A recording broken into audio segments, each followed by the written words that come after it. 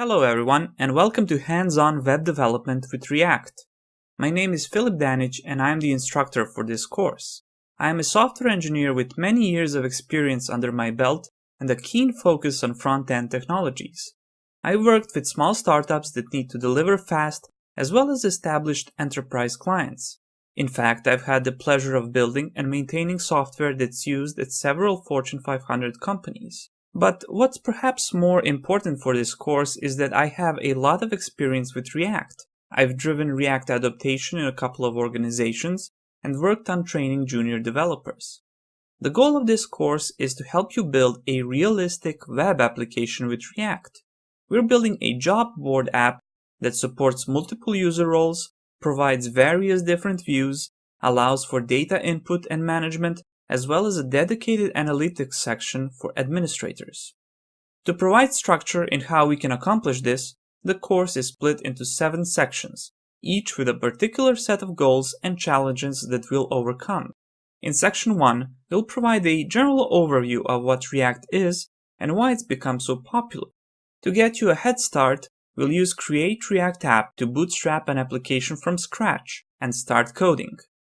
In Section 2, we'll work hard on building UI components with React. We'll pay special focus to the idea of reusability and composing UI elements to create entire pages and forms. Along the way, we'll build out some interesting examples and lay the foundation for the rest of the course. In Section 3, we'll talk a bit about React's internals, the virtual DOM, the reconciliation algorithm, and explore the APIs that React provides. None of this will be boring theoretical busywork. Instead, all of the concepts will tie in with the larger application that we're building.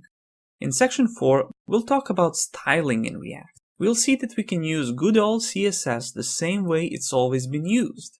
But after that, we're going to explore a different paradigm, a new and rising methodology called CSS in JS, and we're going to use a library called Style Components to do so. In Section 5, we're going to add routing to our app with React Router and explore how we can communicate with a real server as well as a mocked API.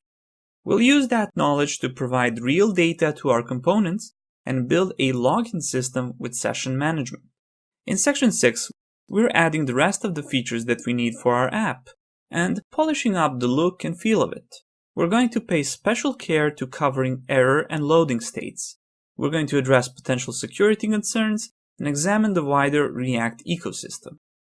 In Section 7, now that our app is completed, we'll dedicate time to learning advanced patterns in React, and we'll refactor our existing code to reflect that. For that, we'll have to learn some core functional programming concepts and see how they apply to React. We're also going to dedicate time to learning how to write unit and snapshot tests with Jest, and why they are an important practice to adopt. You can code alongside these videos, or use the provided code files for reference.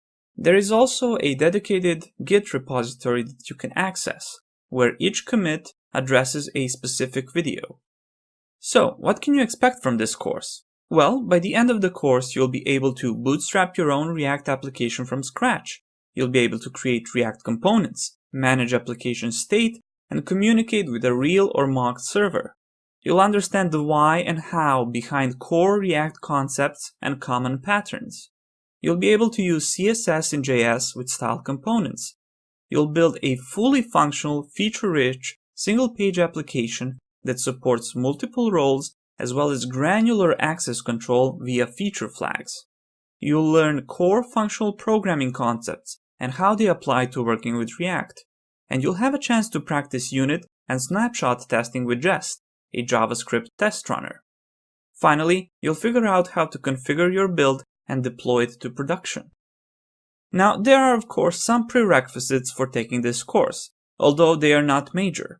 I'm expecting that you're well familiar with HTML and CSS, and that you know the basics of JavaScript. If you feel comfortable working with basic loops, conditional if-else statements, functions, arrays, and objects, then you'll do just fine. Some basic knowledge of object-oriented programming concepts, mainly classes and inheritance, is also recommended. So, without further ado, let's get started on your journey to React mastery.